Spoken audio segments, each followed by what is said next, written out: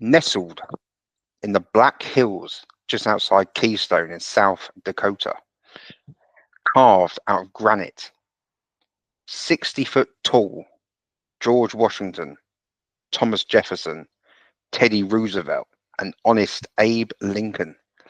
I'm, of course, talking about Mount Rushmore. And today on the Universally Speaking podcast, we are going to be talking about Mount Rushmore, but not the National Memorial. In fact, we are going to be talking about our Mount Rushmore of video games. This is Universally Speaking, the podcast where we talk video games, movies, football, pro wrestling. And today, I'm really looking forward to telling you about my 4 favorite video games of all time. Now, I really thought about this for a while. I kind of went back and forth, wrote some things down, scribbled them out, but I feel like I've finally come to the right 4 games. And no one will argue, no one will disagree, as I think I've nailed the perfect list. Callum, how you doing, bud? I'm doing much better after your description.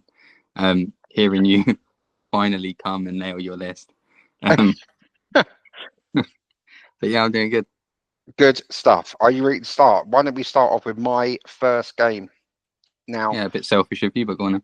yeah, it's fine. So in the George Washington position, to signify the birth of the US, as he did, I'm going to signify the birth of video games, not Pong, which I know is technically the birth of video games. My number 1 slot has to go to the original, the best, the GOAT, Super Mario on the NES, which stood for Nintendo Entertainment System. Now, this game was a side-scroller, 2D, basic and blocky, and it is, without question, the greatest video game of all time. I grew up playing it. I think everyone of a certain age, my age, over 30, would have played this, as kids growing up, would have gone mad as they, tried to save the princess and got lost in Bowser's castle. Came out in 1985. Don't think it's overrated now. Absolutely not. I still think it holds up today. When was the last time you played it? So I have it on an emulator, and I still play it sometimes, even now in 2024, despite the fact it is 40 years old next year, if you can believe that. I still think it holds up today. I still think I don't think there can be any argument that with what it's done for the world of gaming. It's bought us Mario Kart. It bought us. Well, I don't know what else it's bought us, but the point is, this is one of your 4 favorite games. Yeah, this is what. No, it's one of my 4 favorite games, and one of the 4 best games of all time. Like I said, this takes a George Washington spot. To signify the birth of video games. So my number 1. I don't see how anyone is ever going to argue with it. No one can dispute Super Mario Bros. On the NES. Lock it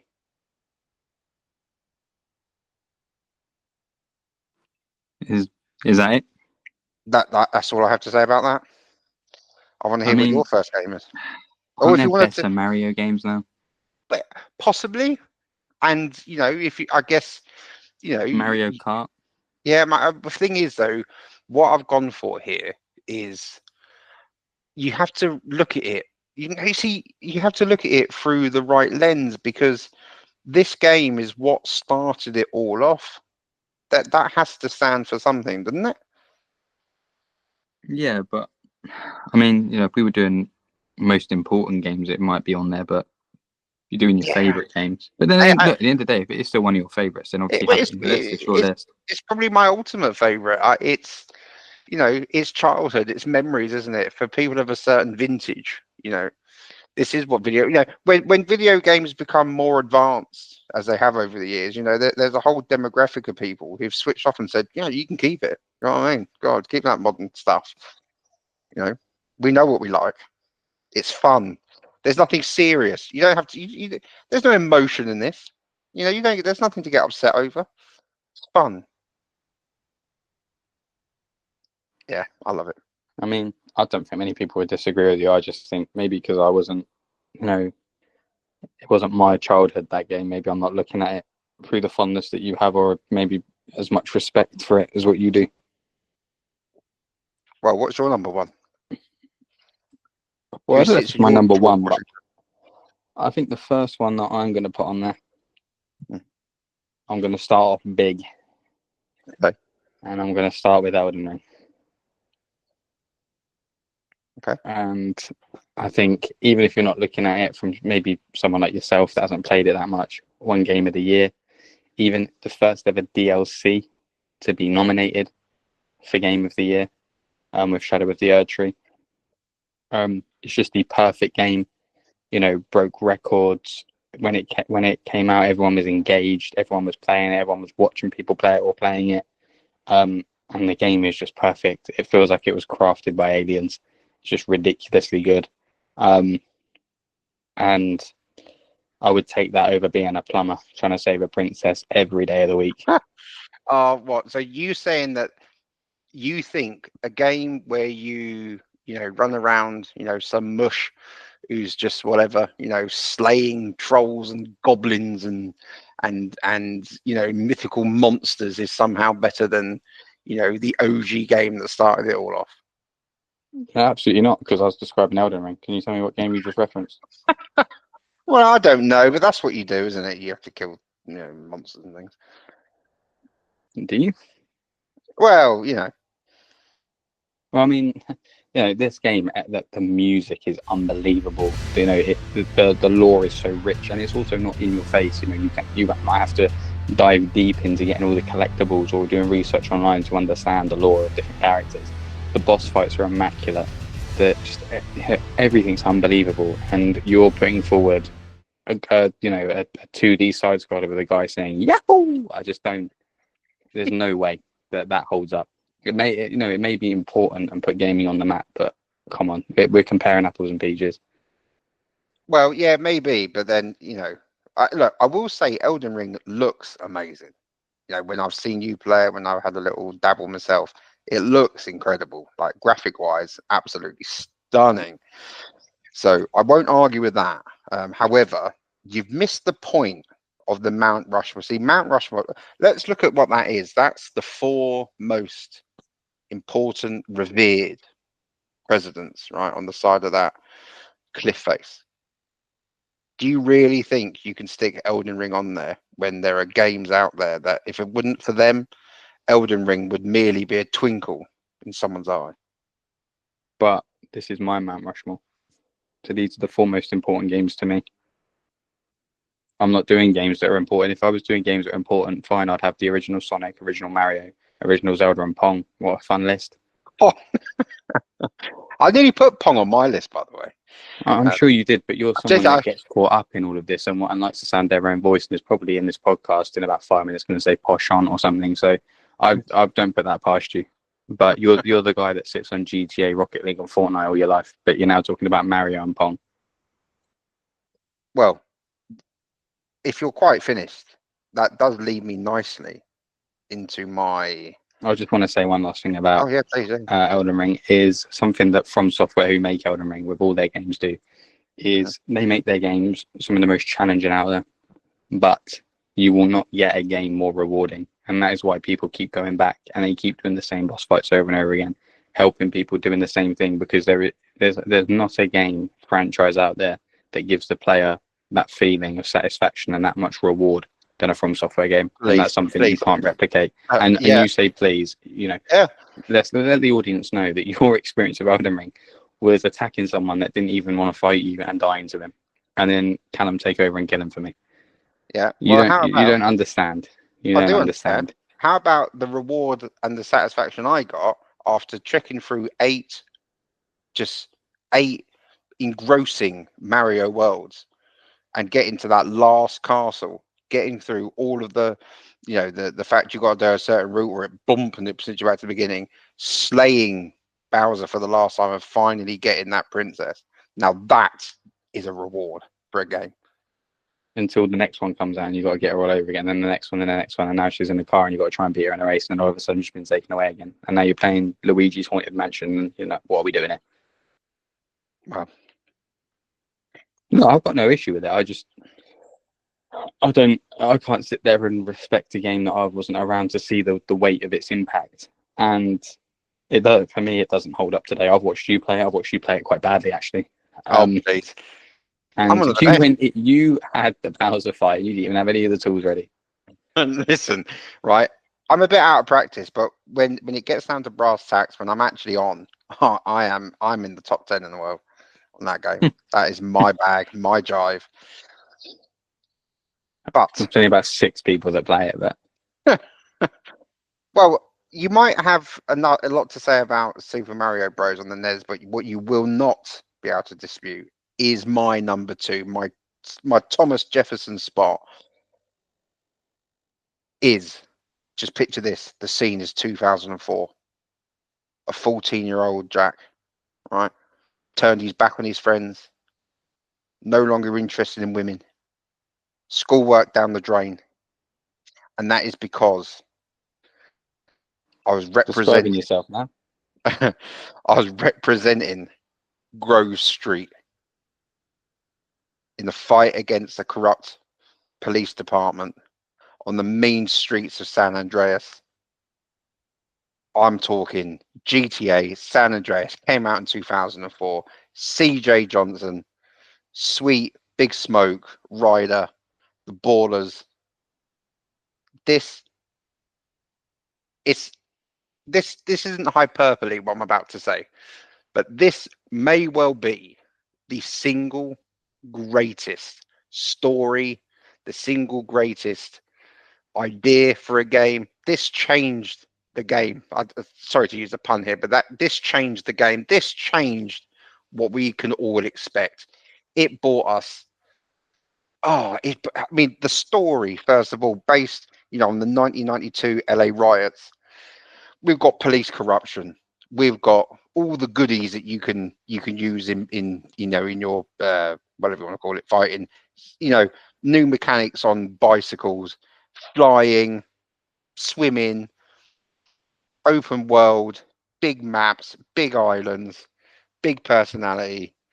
This game had it all. It thought of it all. I love this game. This game, I lost a year of my life playing this game, morning, noon, and night. And I still, when I think about it, I smile. I played it again. It still holds up. All right, the graphics are a little bit naff when you compare them to today. Of course they are. It came out in 2004 on the PS2. But this game, this is what. If you haven't played this game, you need to go and play it. And if you have played this game, you need to remember. The streets never forget. I don't forget. You need to go back and give this game some love. It is the greatest game of all. I mean, K Rose Radio, right? When you're in the desert with all the country music, it's just the best. And this took over whole schools were talking about it. People were discussing it in school corridors. You were talking about what mission you were stuck on, what car you had, and what cheat you discovered, up, down, and left, right, and all the rest of it that you used to put in. It's the best. Tell me I'm wrong. Not so much. This is your list, mate. I think if it, it's not in mine. But again, I'm doing a Mount Rushmore as if I was doing the Mount Rushmore for me, not for other people. And so far, what it sounds like is the opinion of your mates in the school corridors has weighed up your opinion of what you're putting in the Mount Rushmore. This. But look, there's your Mount Rushmore. Are you representing Grove Street? No, right. But this reminds me of when I was at school and it was something like Minecraft. Everyone was talking about it, but I've never been a massive fan of Minecraft or survival games. Thought they're all a bit mid, controversial.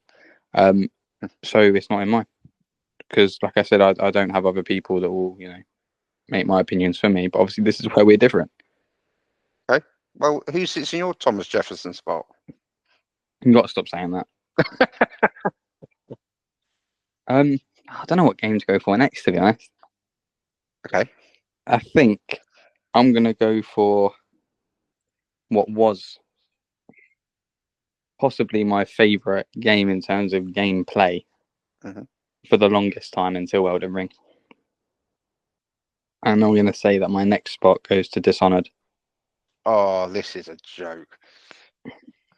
You've tried to be so edgy and woke with your list, haven't you? You know, pick the cool games. Oh, it's bad. You've gone for Mario and GTA. Oh, GTA San Andreas. Talk about a vanilla gamer. Hmm. Well done, mate. You've ticked a couple of boxes. Sorry that I've offended you with 2 games that you've played about 6 minutes of and can hack it. Right. Well, tell me about Dishonored then. Just an amazing game. Again, it's something that has so much replayability. There's different endings, there's different varieties, there's different builds you can do, there's different ways that you can finish each mission. It's a sandbox. It's so much fun. The character's compelling, the story's compelling, the art style's amazing. It's just an amazing game. It's a game that I've spent many hours on, from the easiest difficulty right up to the hardest difficulty, doing it different ways, different tactics, looking up videos, of Easter eggs and things. It's just a game that rewards you for constantly going back and doing it again, and it's something you can see progression in through your play. Maybe something like a Hitman that you play, maybe you can appreciate that on some level. And yeah, for me, I just thought it was, until Elden Ring came out, just the absolute most rewarding and fun game to play, and I'll always enjoy going back to it. Such a great game. I mean, I cannot offer no opinion. I've never played it. Never even looked at it. I don't think I may have looked at it, but You've played it for about 5 minutes. Right. Well, obviously, it didn't live long in the memory, and that's fine because, like I said, this is your list. But when I was hearing you saying that, replayability, you can go back, do it all differently. It rewards you for progressing. You're just describing GTA San Andreas. I thought I was describing Hitman. Well, you also mentioned a really interesting word. You said sandbox, didn't you? Mm-hmm. Like a sandbox. So that really neatly loops us round to my Teddy Roosevelt spot. It's in Minecraft. Because released in 2011, right? This is a sandbox game.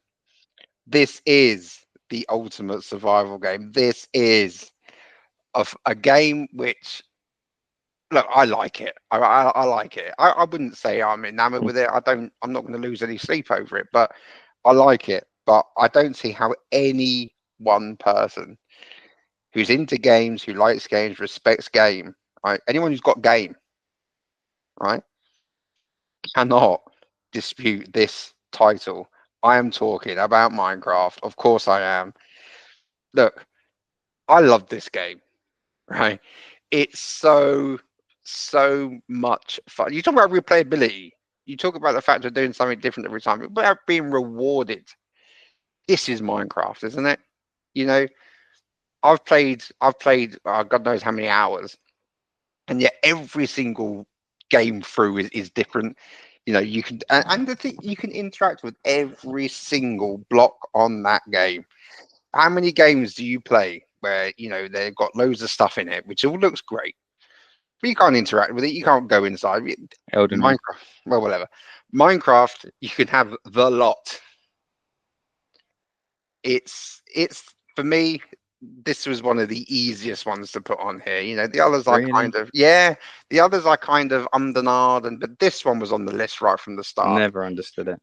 And I'm following the theme, right? The third head on Mount Rushmore is about development, right? We've come from the older games, and this now has developed and shaped games going forward, has it not?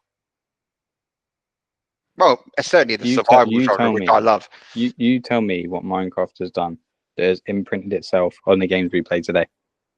Well, the fact that people expect more, the sandbox. I'm just going to keep saying sandbox over and over again. So your definition in the dictionary of sandbox, it says sandbox directly underneath it. Well, what I'm saying is yeah. I'm not. Minecraft has had a massive impact on the video game industry, and even now the movie industry, with a movie coming out. Yeah. So yeah, of course. But what I'm saying is what has Minecraft done to the games that you play today? What is it when you pick up GTA 5, when you pick up Fortnite, when you pick up FIFA, and you say, "Oh my God, thank God for Minecraft?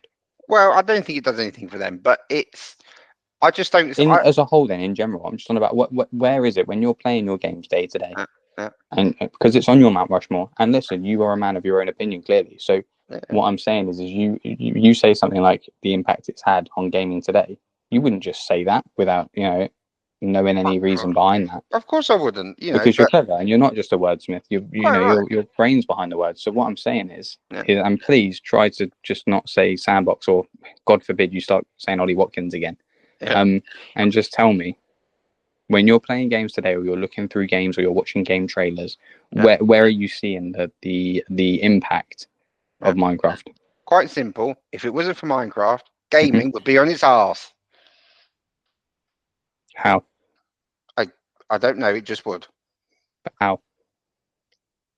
Would you like to tell me your 10 No, I'm just saying. I'm just asking. The most played games at the moment are things like a League of Legends, Fortnite, FIFA, Call of Duty. Yes. Before Minecraft, some of the most played games were FIFA, Call of Duty. So I'm just asking you politely, what has Minecraft done that has shaped gaming? And I'm not even telling you it hasn't, because I haven't put it on there, but I understand that Minecraft's a massive game. But you're the one that's brought it to the table. So why has Minecraft shaped gaming today? What has Minecraft done for 2024 video games? Should we move on to your third? One more thing about Minecraft. The game is so ugly. Oh. Never understood it. I think it's an ugly game. It's a clunky. But then, listen, I know I'm in the minority with this because I just don't like survival games. I think every survival game I've ever played, from Ark, which is just disgusting anyway, to Minecraft, to 7 Days to Die, clunky mechanics, horrible gameplay, awful graphics. I just don't think there's anything likable about a survival game. But Minecraft has had such an important impact. Look at the art direction. Look at, if it wasn't for Minecraft and Fortnite, so many games that have this cartoony kind of feel to it, more accessible to just of all ages. It's not gritty like games before it.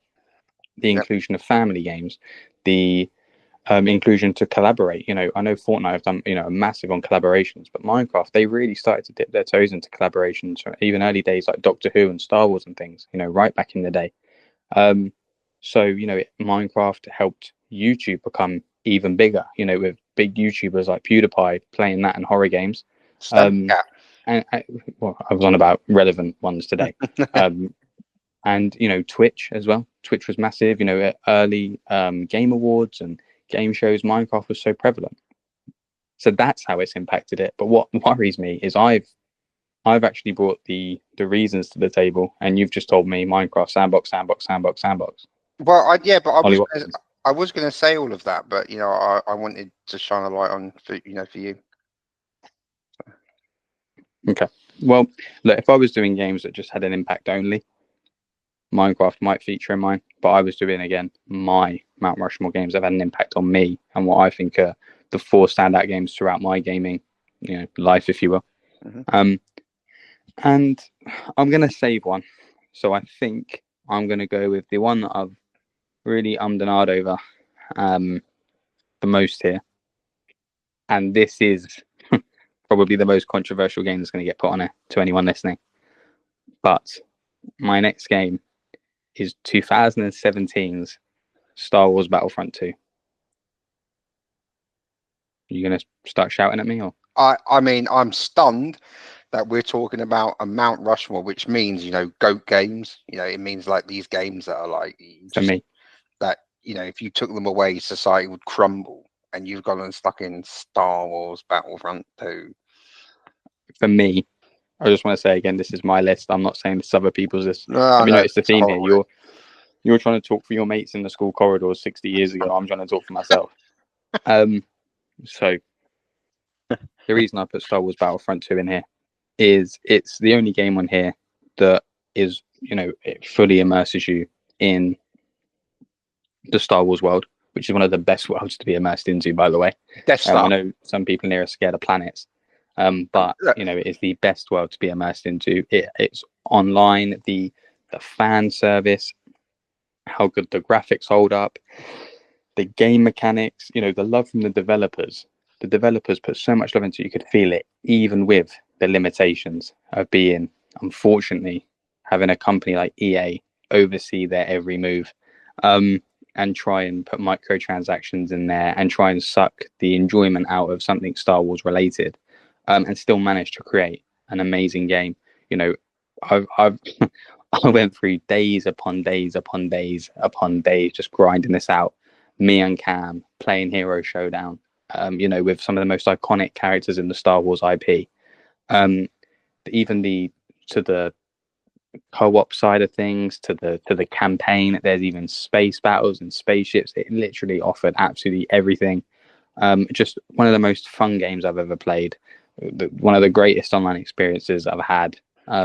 And I just, from minute one to the last time I turned that on, just enjoyed everything. Even if I'm just turning it on to look at the characters, the skins I've got, and listening to that music, you know, that's something that most games can't get because luckily it's in the Star Wars IP, and it's just captured, you know, some of the essence of Star Wars, and to be able to play it with your mates and geek out and just have such a fun online experience. It's great. You know, obviously, you know, I don't like space. I don't do space. I want to stay here on Earth, right? I don't want to be up there with planets and aliens and stars and asteroids. And I certainly don't want to be loafing about with, you know, Darth Maul and Darth Vader and all those types. I can't. I don't see. I just don't see how on a Mount Rushmore we are. You know, we're gonna soil the prestige of gaming and stick that on there. But fear not, avid listeners, because my Abe Lincoln, right, my final slot on the Mount Rushmore of gaming, came out 2017. It's an online game. You could say it's an epic game. And a game that none of you who have ever played Fortnite would have been able to enjoy without me. I was one of the game testers. I played it before it came out. I was testing that game for mechanics, for making sure it's all, you know, how the game you have now. I've had a big part to play in that. I'm talking about Fortnite Battle Royale. Look, it's one of those games I go back to. I've played it since day one. I played it since minus day one, and I played it all throughout till now, 2024. It's a free to play game. It's accessible to everyone. I would say nearly, you know, most of the planets probably had a dabble in this game. I'd never played a battle royale before this. I mean, I don't know if there was even ones before this. I don't particularly like the idea of battle royale games. I'm actually quite rubbish at first person shooters, or whatever you want to call this, shooting games. I can't. You put a game in it that deserves to be in it, but everything you just said is wrong. Well, what have I said that's wrong about this thing? Well, you said there's no battle royales out before it. The only reason this is out Mm-hmm. is because it was originally Fortnite was a save the world, you know, sort of campaigny type thing, and then they just riffed and made a battle royale. It was more of a spoof of PUBG. Oh yes, winner, winner, chickens dinner. And right? you know, you said, "Oh, you know, I'm not very good at battle royales and Correct. you know FPS and stuff," which means first person shooter. I mean, I love loading it up and not being able to see the character. Yeah. But I did test it, and I am the reason why we have this game, aren't I? You can't deny that. And you're still the only person I know that can't build. Well, yeah, but that's because that's rubbish. You know, when we have the pen and paper in hand, we're cranking 90s and we're building monstrosities. You know, and you're just sitting there scribbling smiley faces on the bit of paper, and then maybe a ramp gets put up. The thing is, listen, this is it's an iconic game. I didn't really want to put it on here. I could have felt there are probably games I've enjoyed. It's my list. There are games out there I think I enjoy more, but I have to stay true to what the subject matter was, which is why I've done it. Yeah, I mean, I can't build. That's because, you know, I just think I want to get out there, right, gun in hand, right? I'm gonna take it to you. I ain't gonna build. I This, just, this is this is what I do. This is how I, I roll. So but if you were doing, you know, I just don't understand your list. If you were doing it how you're trying to tell me you're doing it, you'd have what it'd be like.